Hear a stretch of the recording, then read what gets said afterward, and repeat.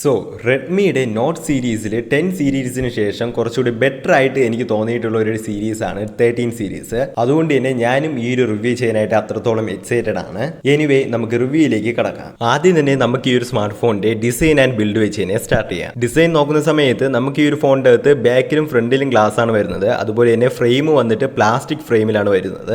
Smart phone നമ്മൾ നോക്കുന്ന സമയത്ത് ഒരു ടോട്ടലി ഒരു ബോർഡ്സി ഡിസൈൻ ആണ് വരുന്നത്. എനിക്കത് അത്ര പേഴ്സണൽ ഫേവറേറ്റ് അല്ല, എന്നാലും ഓക്കെ ആണ്. കൂടാതെ നമ്മൾ ഈ ഒരു ഫോണിന്റെ ഓവറോൾ ലുക്ക് നോക്കുന്ന സമയത്ത് ആ ഒരു ക്യാമറ അലൈൻമെന്റ് ചെയ്തിരിക്കുന്നത് എല്ലാം നോക്കുന്ന സമയത്തും അത്യാവശ്യം നല്ലൊരു പ്രീമിയം ലുക്ക് തോന്നിക്കുന്ന രീതിയിലാണ് ഇത് ഡിസൈൻ ചെയ്തിട്ടുള്ളത്. അതുകൊണ്ട് തന്നെ ഡിസൈൻ വെച്ച് നോക്കുന്ന സമയത്ത് നമുക്കൊരിക്കലും ഒരു പോരായ്മ ആയിട്ട് നമുക്ക് ഒരിക്കലും തോന്നത്തില്ല. ഒരു ബെറ്റർ ആയിട്ടുള്ള ഒരു ഡിസൈൻ തന്നെയാണ്. അതുപോലെ തന്നെ എന്റെ കയ്യിലിരിക്കുന്ന ഈ ഒരു കളർ വേരിയന്റ് എന്ന് പറയുന്നത് മിഡ് നൈറ്റ് ബ്ലാക്ക് എന്നാണ്. ആൻഡ് ഇനി നമ്മൾ ബിൽഡ് നോക്കുന്ന സമയത്ത് ഫ്രണ്ടിലെ ഗ്ലാസിന് നമുക്ക് ഗൊറില്ല ഗ്ലാസിന്റെ വിക്ടസിന്റെ ഒരു പ്രൊട്ടക്ഷൻ വരുന്നുണ്ട്. അതേസമയം ബാക്ക് ഗ്ലാസ് നോക്കുന്ന സമയത്ത് ബാക്ക് ഗ്ലാസ് ആണ്, പക്ഷേ അതിൻ്റെ അകത്ത് പ്രൊട്ടക്ഷൻ കൊടുത്തിട്ടില്ല. അതായത് ഒരു തരത്തിലുള്ള പ്രൊട്ടക്ഷനോ ഒന്നും അവർ മെൻഷൻ ചെയ്തിട്ടില്ല. അതുകൊണ്ട് തന്നെ ഇൻ കേസ് നിങ്ങളെ കയ്യിൽ നിന്ന് ഈ ഒരു ഫോൺ താഴെ വീണ് കഴിഞ്ഞാൽ പൊട്ടാനുള്ള ചാൻസ് എന്ന് പറയുന്നത്, ബാക്ക് ഗ്ലാസ് പൊട്ടാനുള്ള ചാൻസ് എന്ന് പറയുന്നത് ഭയങ്കര കൂടുതലാണ്. അതുകൊണ്ട് തന്നെ നിങ്ങൾ ഈ ഒരു ഫോൺ വാങ്ങിക്കുന്ന സമയത്ത് എപ്പോഴും ആ ഒരു ബാക്ക് കവർ ഇട്ട് തന്നെ യൂസ് ചെയ്യുക. കുറച്ചുകൂടി പ്രൊട്ടക്റ്റീവ് ആയിട്ട് നമുക്ക് യൂസ് ചെയ്യാനായിട്ട് പറ്റും. ആൻഡ് ഓൾസോ ഈ ഒരു ഡിസൈനിന് ചെറിയൊരു പ്രശ്നമുണ്ട്. ഞാൻ ആദ്യം പറഞ്ഞായിരുന്നു ഇതൊരു ബാക്ക് ഗ്ലാസ് ഒരു മിഡ് നൈറ്റ് ബ്ലാക്ക് ആണ് വരുന്നത്.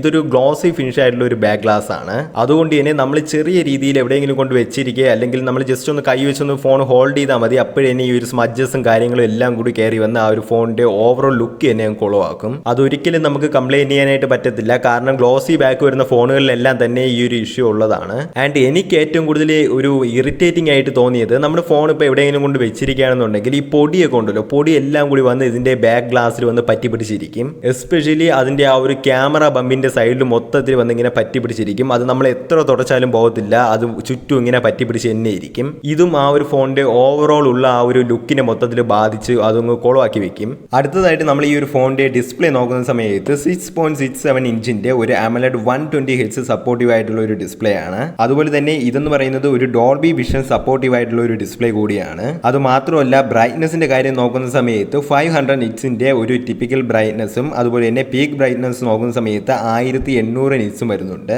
അതുപോലെ തന്നെ ഫോണിൽ ഒരു ഇൻ ഡിസ്പ്ലേ ഫിംഗർ പ്രിന്റ് ആണ് കൊടുത്തിട്ടുള്ളത്. ഒരു ഒപ്റ്റിക്കൽ ഇൻ ഡിസ്പ്ലേ ഫിംഗർ പ്രിന്റും കൂടിയാണത്. ഡിസ്പ്ലേയുടെ ക്വാളിറ്റി നോക്കുന്ന സമയത്ത് എനിക്ക് ഒരു തരത്തിലുള്ള ഇഷ്യൂസും ഇന്നേ വരെ ഡിസ്പ്ലേയുടെ ക്വാളിറ്റിയിൽ നിന്ന് ഇതുവരെയായിട്ടും എനിക്ക് ഫീൽ ചെയ്യാനായിട്ട് പറ്റിയില്ല. കാരണം നമ്മൾ ഏതെങ്കിലും നല്ല ക്വാളിറ്റി ഉള്ള ഒരു വീഡിയോ അല്ലെങ്കിൽ ഏതെങ്കിലും ഒരു മൂവിയൊക്കെ നമ്മൾ നല്ല ക്വാളിറ്റിയിൽ ഇരുന്ന് കാണുന്ന സമയത്ത് നമുക്ക് മനസ്സിലാവും എത്രത്തോളം ഷാർപ്പായിട്ടുള്ളതും എത്രത്തോളം നല്ല ക്വാളിറ്റി ഉള്ള പാനലാണ് ഇതിൻ്റെ അകത്ത് കൊടുത്തിട്ടുള്ളതെന്ന്. വളരെ നല്ല കളേഴ്സും അതുപോലെ തന്നെ നല്ല രീതിയിൽ തന്നെ ആ ഒരു ഷാർപ്പനിങ്ങും ഡീറ്റെയിൽസും എല്ലാം നല്ല രീതിക്ക് തന്നെ അത് മെയിൻറ്റെയിൻ ചെയ്യുന്നുണ്ട്.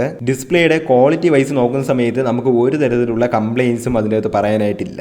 ഓവറോൾ ഉള്ള ആ ഒരു വിഷ്വൽ എക്സ്പീരിയൻസ് എന്ന് പറയുന്നത് ഒരു ടോപ്പ് ലെവലിൽ തന്നെ കൊടുത്തിട്ടുണ്ട്. അതുപോലെ തന്നെ നമ്മുടെ ബ്രൈറ്റ്നസ് നോക്കുന്ന സമയത്ത് നമ്മളിപ്പോൾ ഫോൺ എടുത്തുകൊണ്ട് നമ്മൾ പുറത്തോട്ടൊക്കെ പോയി നിന്നാലും അല്ലെങ്കിൽ ഡയറക്റ്റ് സൺലൈറ്റിന്റെ താഴെ പോയി നിന്നാലും നമുക്ക് നല്ല രീതിയിൽ തന്നെ വിഷ്വൽ കാണാനായിട്ട് പറ്റുന്നുണ്ട്. അതുകൊണ്ട് തന്നെ ബ്രൈറ്റ്നസിന്റെ ലെവലിലും എനിക്ക് ഇഷ്യൂസ് ഒന്നും ഇതുവരെയായിട്ടും തോന്നിയിട്ടില്ല.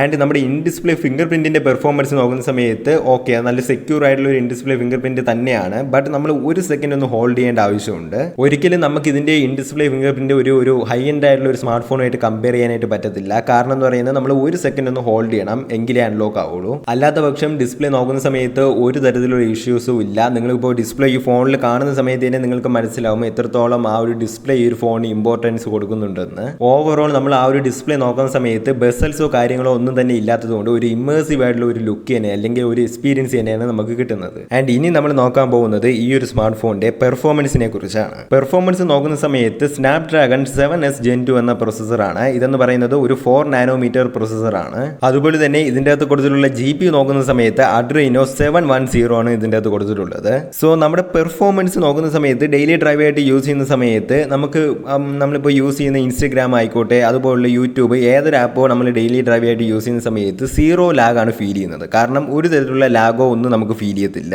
ഭയങ്കര ഫാസ്റ്റ് ആയിട്ട് തന്നെ ആപ്പ് ഓപ്പൺ ചെയ്യുന്നുണ്ട്, അതുപോലെ തന്നെ ക്ലോസ് ചെയ്യുന്നുണ്ട്. റാം മാനേജ്മെന്റ് നല്ല ബെറ്റർ ആയിട്ട് തന്നെ ഉണ്ട്. എല്ലാം നല്ല ഓവറോൾ ഒരു ഡെയിലി ഡ്രൈവ് ആയിട്ട് യൂസ് ചെയ്യാനായിട്ട് ബെറ്റർ ആയിട്ട് തന്നെ ഉണ്ട്. അതുപോലെ തന്നെ ഗെയിമിംഗ് നോക്കുന്ന സമയത്ത് ഗെയിമിങ്ങും ഈ ഒരു സ്മാർട്ട് ഫോൺ നല്ല രീതിയിൽ തന്നെ ഹാൻഡിൽ ചെയ്യുന്നുണ്ട്. അതായത് കാഷ്വൽ ഗെയിംസ് ഒക്കെ നോക്കുന്ന സമയത്ത് ഒരു ഇഷ്യൂ ഇല്ലാതെ നല്ല സ്മൂത്ത് ആയിട്ട് തന്നെ ഇത് ഹാൻഡിൽ ചെയ്യുന്നുണ്ട്. അതുപോലെ തന്നെ ഞാൻ ഹൈ എൻഡ് ഗെയിമായിട്ടുള്ള BGMI ഞാൻ ഇതിൻ്റെ അകത്ത് ട്രൈ ചെയ്തിട്ടുണ്ടായിരുന്നു. അതായത് BGMIയിൽ നമുക്ക് സ്മൂത്തിലാണ് എക്സ്ട്രീം കിട്ടുന്നത്. ബാക്കിയുള്ള ഗ്രാഫിക്സിൽ HDR വരെ നമുക്ക് ഏകദേശം ഒരു അൾട്രാ വരെ കിട്ടുന്നുള്ളൂ. സ്മൂത്തിൽ എന്തായാലും എക്സ്ട്രീം കിട്ടുന്നുണ്ട്. അത് നല്ല രീതിക്ക് ഒപ്റ്റിമൈസ് ബേസ്ഡുമാണ് ആ ഒരു 60 FPS എന്ന് പറയുന്നത്. നമുക്ക് നല്ല രീതിക്ക് തന്നെ ഫീൽ ചെയ്യാനായിട്ട് പറ്റുന്നുണ്ട്. സ്നാപ്ഡ്രാഗൺ 7S Gen 2 എന്ന് പറയുന്ന ഈ ഒരു പ്രൊസസ്സർ അത്യാവശ്യം ഗെയിമിംഗ് നല്ല രീതിയിൽ തന്നെ ഹാൻഡിൽ ചെയ്യുന്നുണ്ട്. എനിക്ക് ഒരു തരത്തിലുള്ള ലാഗോ അങ്ങനെ വലിയ രീതിയിലുള്ള ലാഗോ കാര്യങ്ങളോ ഒന്നും തന്നെ ഫീൽ ചെയ്തില്ല. പബ്ജി ഞാൻ ഏകദേശം 2 മണിക്കൂറോളം ഞാൻ കണ്ടിന്യൂസ് ആയിട്ട് പ്ലേ ചെയ്തിട്ടും എനിക്ക് അങ്ങനെ ലാഗ് എന്ന് പറയുന്ന കാര്യം അങ്ങനെ വലുതായിട്ട് ഫീൽ ചെയ്തിട്ടില്ല.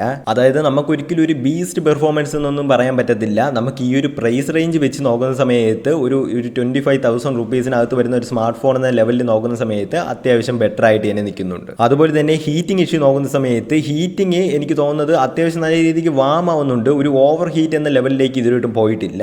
ഈവൻ പബ്ജി ഞാൻ ഒരു 2 മണിക്കൂർ തുടർച്ചയായിട്ട് കളിച്ചെങ്കിൽ പോലും എനിക്ക് അങ്ങനെ ഭയങ്കര ഒരു ഹീറ്റിംഗ് ആയിട്ടൊന്നും തോന്നിയിട്ടില്ല.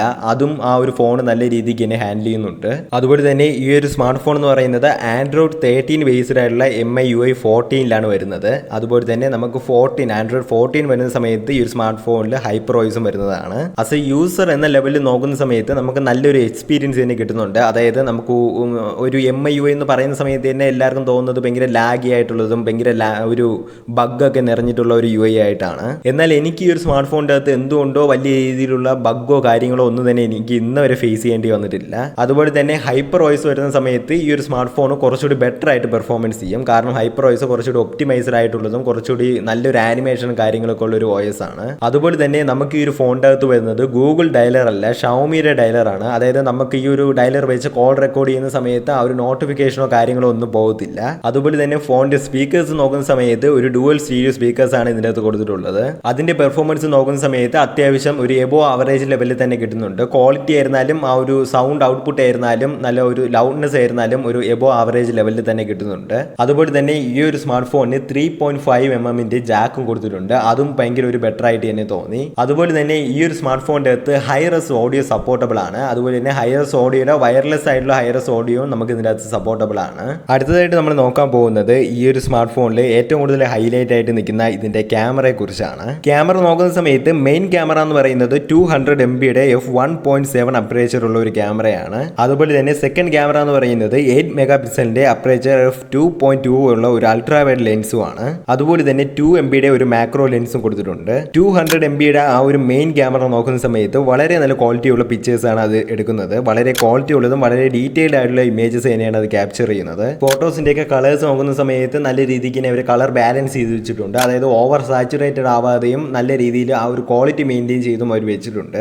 ആൻഡ് ക്യാമറയിൽ മെയിൻ ക്യാമറയുടെ ഫോട്ടോസിൻ്റെ അകത്ത് എനിക്ക് പറയാനുള്ളത് ചില സമയങ്ങളിൽ കുറച്ച് കോൺട്രാസ്റ്റ് ആയിട്ടുള്ള ഇമേജും കുറച്ച് വൈബ്രൻസ് കൂടിയ ഇമേജുമായിട്ട് തോന്നുന്നുണ്ട് ചില സിറ്റുവേഷനിൽ മാത്രം. അല്ലാത്ത പക്ഷം നോക്കുന്ന സമയത്ത് ഓവറോൾ 200 മെഗാപിക്സലിന്റെ ക്യാമറ എന്ന് പറയുന്നത് നല്ല ബെറ്റർ ആയിട്ടുള്ള ഒരു ക്യാമറ തന്നെയാണ്. നല്ല ക്വാളിറ്റിയിലുള്ളതും നല്ല ഡീറ്റെയിൽഡ് ആയിട്ടുള്ള ഒരു പിക്ചേഴ്സ് തന്നെയാണ് അത് ക്യാപ്ചർ ചെയ്യുന്നത്. അതുപോലെ തന്നെ അൾട്രാ വൈഡ് നോക്കുന്ന സമയത്ത് അൾട്രാ വൈഡ് നമുക്ക് ആ ഒരു വൈഡ് കിട്ടുന്നു എന്ന് മാത്രമേ ഉള്ളൂ. കാരണം നമ്മൾ 8 മെഗാപിക്സലിന്റെ അൾട്രാ വൈഡ് സെൻസറാണ് ഇതിൻ്റെ അകത്ത് കൊടുത്തിട്ടുള്ളത്. പണ്ട് മുതലേ റെഡ്മിയുടെ നോട്ട് സീരീസിൽ കണ്ടുവരുന്നതാണ്. അതുകൊണ്ട് തന്നെ ആ ഒരു വൈഡ് എന്നുള്ള ഒരു ഓപ്ഷൻ ഇവിടെ കിട്ടുന്നു എന്ന് മാത്രമേ ഉള്ളൂ എനിക്ക് പറയാനായിട്ടുള്ളത്. കാരണം നമുക്ക് ഭയങ്കര ഒരു വെട്ടമൊക്കെ ഉള്ള സമയത്താണ്, അല്ലെങ്കിൽ നല്ലൊരു ഉച്ച സമയത്തൊക്കെയാണ് നിങ്ങൾ പോയി ഒരു ഫോട്ടോ എടുക്കുന്നുണ്ടെങ്കിൽ അത് അത്യാവശ്യം നല്ല രീതിയിൽ തന്നെ കിട്ടുന്നുണ്ട്. അതല്ലാത്ത പക്ഷം കുറച്ചെങ്കിലും ലൈറ്റ് കുറവാണെന്നുണ്ടെങ്കിൽ ഫോട്ടോ എടുക്കുന്ന സമയത്ത് നമുക്ക് കാണാൻ പറ്റും ഒരുപാട് തരത്തിലുള്ള ഗ്രെയിൻസും കാര്യങ്ങളും എല്ലാം വന്ന് ആ ഒരു ഫോട്ടോനെ കുളമാക്കും. അതുപോലെ തന്നെ അൾട്രാ വൈഡിലെ ഫോട്ടോസ് ചില സിറ്റുവേഷനിൽ കുറച്ച് ഇരുണ്ടിരിക്കുന്നതായിട്ടും തോന്നി. അതുകൊണ്ട് തന്നെ അൾട്രാ വൈഡ് ക്യാമറ ഈ ഒരു ഫോണിൻ്റെ അകത്ത് ഭയങ്കര സ്ട്രോങ് ആയിട്ടുള്ള ഒരു ക്യാമറ സിസ്റ്റം എന്ന് എനിക്ക് പറയാനായിട്ട് പറ്റത്തില്ല.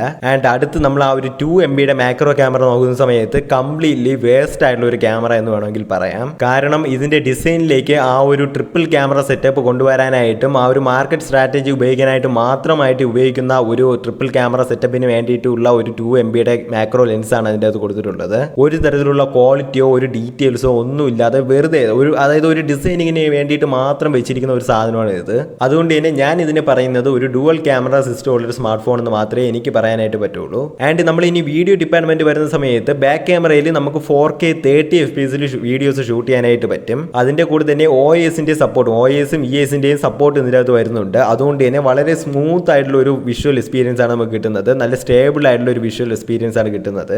അതുപോലെ തന്നെ ആ ഒരു വീഡിയോയുടെ ഓവറോൾ ക്വാളിറ്റി നോക്കുന്ന സമയത്തും നമുക്ക് നല്ലൊരു ക്വാളിറ്റിയിലുള്ള വീഡിയോസ് തന്നെയാണ് കിട്ടുന്നത്. നല്ല ഡീറ്റെയിൽഡ് ആയിട്ടുള്ളതും നല്ല ഷാർപ്പ് ആയിട്ടുള്ള വീഡിയോസ് തന്നെയാണ് ഇതിൻ്റെ അകത്ത് നിന്ന് കിട്ടുന്നത്. ആൻഡ് നമ്മുടെ സെൽഫി ക്യാമറ നോക്കുന്ന സമയത്ത് 16MP ഒരു അപ്പറേച്ചർ f2.4 ഉള്ള ഒരു സെൽഫി ക്യാമറയാണ് കൊടുത്തിട്ടുള്ളത്. അതിൻ്റെ അകത്ത് നിന്ന് കിട്ടുന്ന ഫോട്ടോസ് അത്യാവശ്യം ഓക്കെയാണ്. നല്ല ലൈറ്റ് ഒക്കെ ഉണ്ടെന്നുണ്ടെങ്കിൽ അത്യാവശ്യം ഓക്കെയാണ്. ചെറിയ രീതിയിലുള്ള ഗ്രേ ഗ്രെയിൻസ് കയറി വരുന്നുണ്ട്, അല്ലാത്ത പക്ഷം ക്വാളിറ്റിയിലൊന്നും വലിയ പ്രശ്നമായിട്ട് എനിക്ക് തോന്നിയിട്ടില്ല. അതേസമയം ഫ്രണ്ട് ക്യാമറയുടെ വീഡിയോസ് നോക്കുന്ന സമയത്ത് 1080p നമുക്ക് 30 FPS 60 FPS വിട്ട് ഷൂട്ട് ചെയ്യാനായിട്ട് പറ്റും. ഫ്രണ്ട് ക്യാമറയുടെ വീഡിയോ പെർഫോമൻസ് നോക്കുന്ന സമയത്ത് അത്യാവശ്യം നല്ല ക്വാളിറ്റി ഉള്ളതും നല്ല ഡീറ്റെയിൽസ് ഉള്ളതുമായിട്ടുള്ള വീഡിയോസ് തന്നെയാണെങ്കിൽ പോലും നമുക്ക് ഒരു തരത്തിലുള്ള ഒരു സ്റ്റെബിലൈസേഷൻ ഫീച്ചേഴ്സും ഇതിൻ്റെ അകത്തുനിന്ന് വരുന്നില്ല. അതുകൊണ്ട് തന്നെ ഭയങ്കര ഒരു ജെർക്കി ഫീലിംഗ് നമുക്ക് ഇതിൻ്റെ ഫ്രണ്ട് ക്യാമറയിൽ ഫീൽ ചെയ്യാൻ പറ്റുന്നുണ്ട്.